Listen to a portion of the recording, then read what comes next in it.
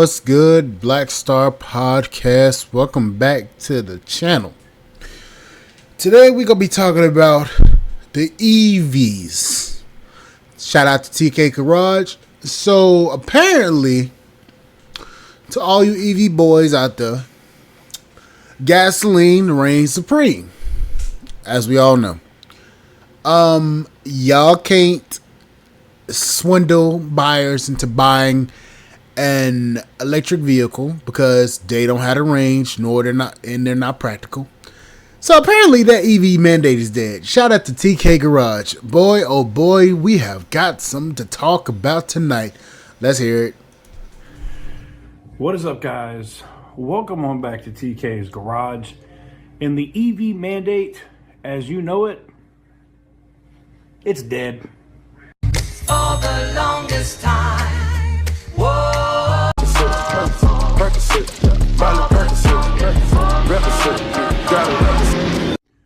What is up, guys? Welcome on back to TK's Garage. And in today's video, I'm just going to address this really quick. Not a really long video, but the EV mandate, as you know it, or a lot of the electrical car boys will try to tell you in the comments, it's not dead. The EV mandate's not going anywhere. Yeah, it's dead. It's 100% a wrap. And as somebody that works on a car dealership lot, that isn't true. That is very true. We can't sell the EVs we got.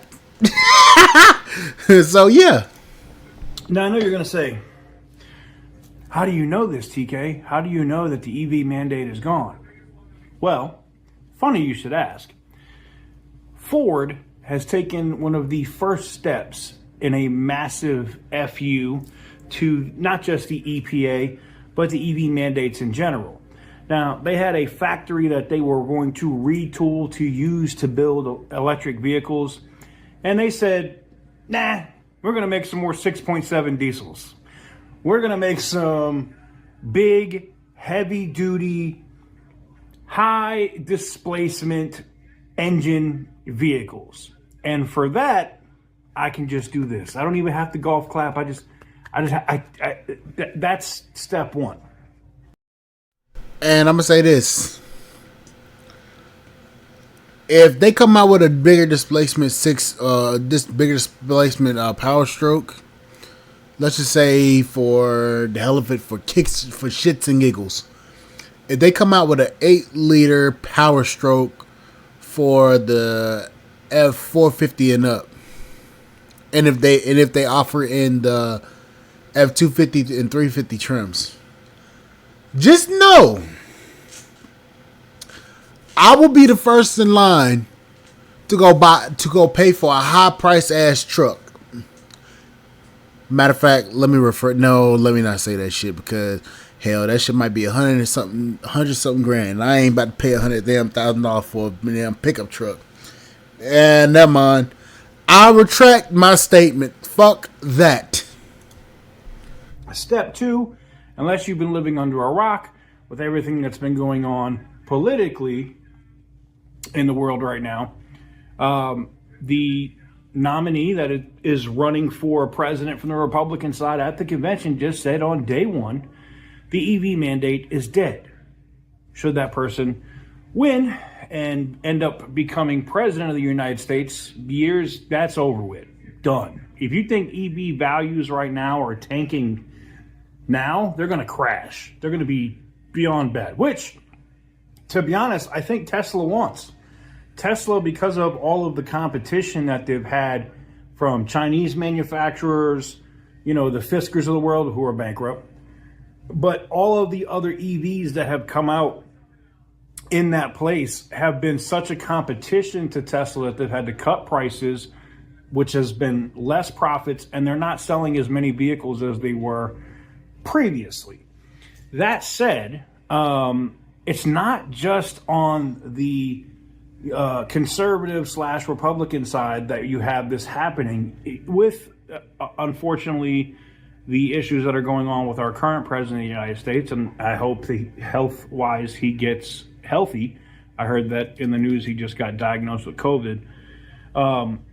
even if he was to step down and Kamala Harris comes in to play, the Democrats are also backtracking off of the EV mandated policy. Now, there's some places like in the European Union or the EU who are saying, no, we're going to be EV only or no more internal combustion engines by X date.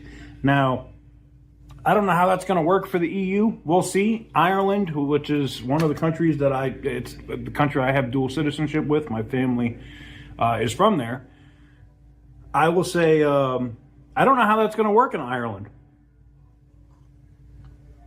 The infrastructure and the times that I've been there recently, sucks for EVs. I'm just going to tell you right now. It sucks. And anybody that's been to Ireland can also tell you that the roads there, and I'm not talking about Dublin or Galway or Cork or other areas if you live in Ireland, right? I'm talking about you drive your ass between Dublin and Galway, and you'll find out really quick just how bad the roads are. Now, and how narrow they are. I can tell you this right now. You couldn't take a Hummer EV from here in the United States and drive it on the roads in Ireland. You'd be taking up the entire road. They're very small roads. It's by Daihatsus and these itty bitty cars that they have there. The original Mini Coopers from back in the day, the MGs, the TR6s from Triumph, the TR7s, etc., were such popular cars back in the day, and even right now, still today. It's not saying that people don't drive bigger cars there. It's just so prohibitive with fuel costs and everything else there that people just don't do it. So, but I'd like to know what you guys think. What do you guys think about the EV mandate? And are you happy to see that it's dying on the vine? Are you happy to see that manufacturers like Ford are saying, we're not doing this? And I may have talked about Ford in a previous video, or in a future video I'll probably have them, set together. But I just thought it was interesting that this was happening, and it wouldn't surprise me if in the near future, because you guys know I'm a Mopar guy. I like my Dodge, Jeep, Chrysler, Ram products, but it wouldn't surprise me if I saw Stellantis backtrack off their EV first policy. They were already doing it in some ways in Europe with their hybrids, producing more hybrids, less EVs. So they're kind of hedging there already. But everybody says that there's no way that they're going to bring back Hemi engines. And the Hemi, in case you haven't paid attention, isn't gone. Hold up, let me let him finish real quick. They're just saying, oh, you'll never get a Hemi back in another car. I don't believe that. I think that that's actually going to happen. And it's going to happen much quicker than you guys think. Okay, so you remember when I said that, the last video I said that Stellantis might be, hinting at dropping the Hemi into the new Charger, because nobody's going to really buy that EV. I can already tell you that by chatters all over the damn space, all over the space.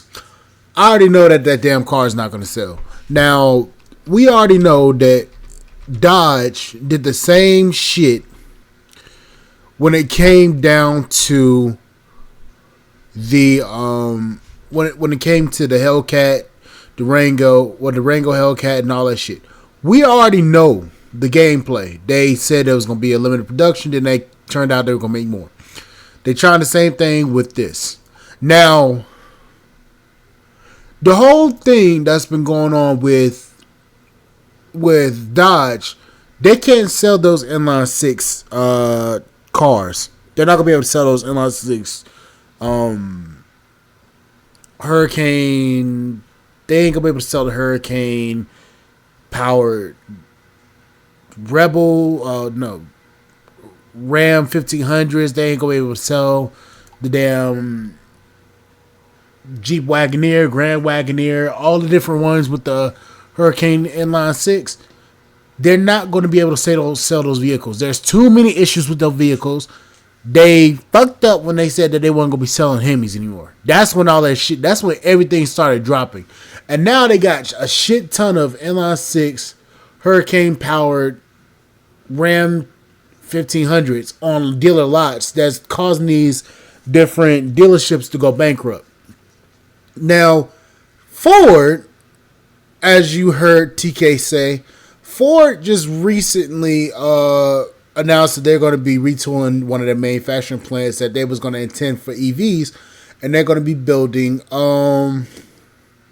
more powerful trucks. I came across this particular this particular article on the Drive on my phone earlier today. And it was about the next gen Ford Super Duty will be electrified. Now, Ford beats GM and Ram to the punch by announcing an electrified heavy-duty pickup, which will likely be a hard-working hybrid. So we all have heard the talk about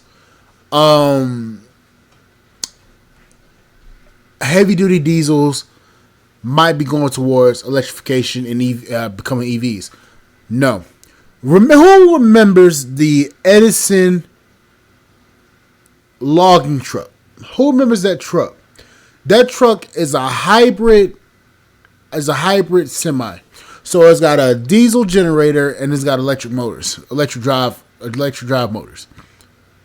Diesel engine turns on, charges the batteries, turns off, and it keeps it powered. Up in Canada, shout out to Edison.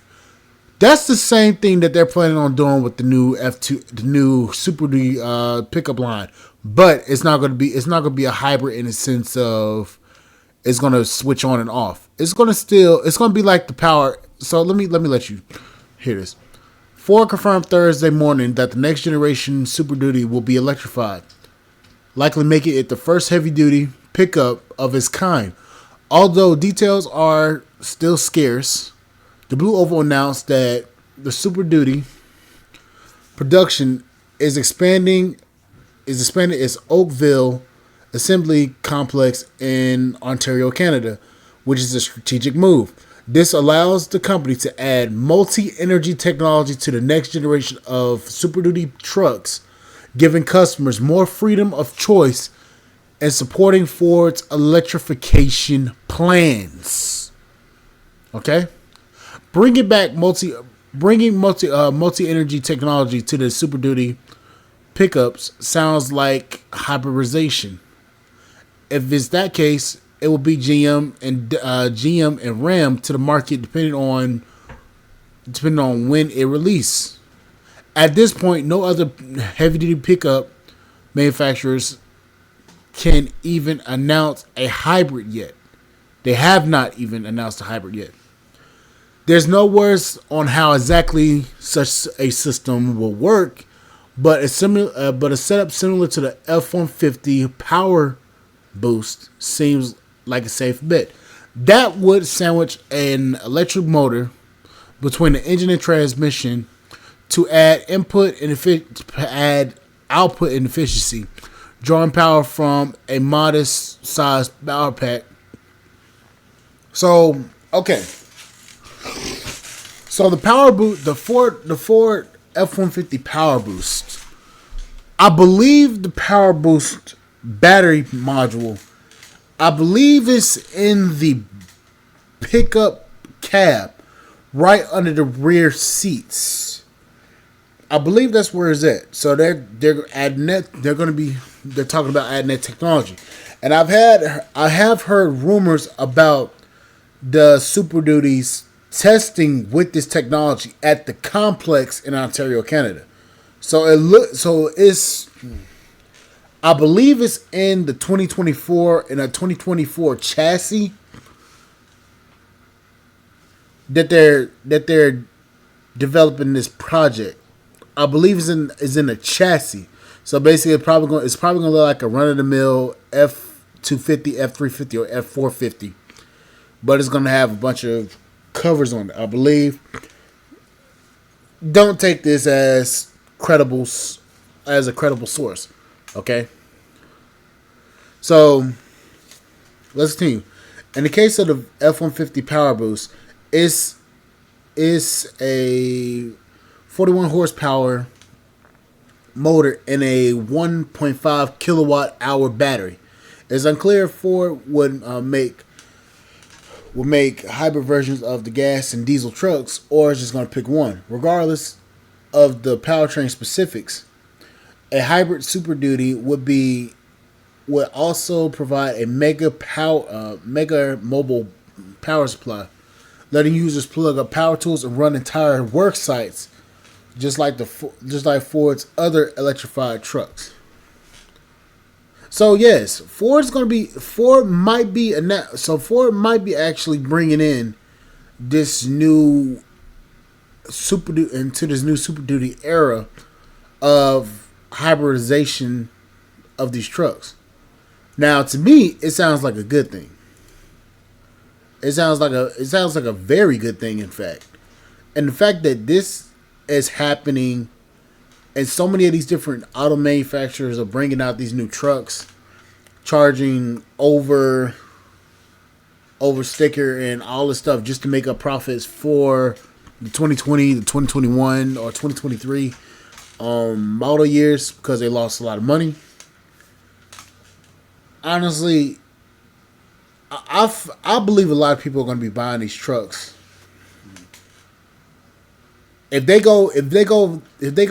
turn these trucks into hybrids, I believe that a lot of people are going to start going towards Ford, unless Stellantis and all their great wisdom, if they don't get their shit together, I believe that Stellantis could be going out of business because of this. They barely can sell the trucks now. If you add a hybrid F-250, F-350 to the lineup on Ford, and these things don't blow up or break or just eat themselves alive, there's no telling what could happen to Stellantis. And hell, GM's already about to bring out, I think, a new generation of well, no, he's already brought that generation out, so never mind. But who knows? But anyways, like, share, subscribe to the channel, support the podcast, and support.com. I will see you guys on the flip side, and thank you guys for listening. Bye, guys.